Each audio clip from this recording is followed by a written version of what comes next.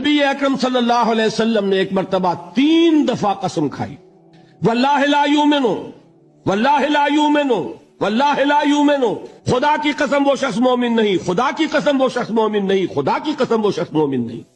قیل من یا رسول اللہ، کسی نے ڈرتے ڈرتے پوچھا ہوگا اے اللہ کے رسول کس کے بارے میں ارشاد فرما رہے ہیں؟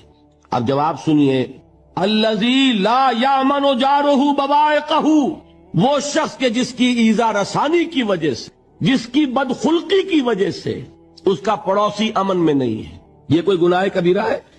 آپ کی فہرست میں تو گناہ ہی نہیں، کبیرہ کیا سوال، صغیرہ بھی نہیں، اچھا کردار کا معاملہ نہیں ہے، یہ کہیں گے گناہ کی فہرست میں نہیں آئے گی بات۔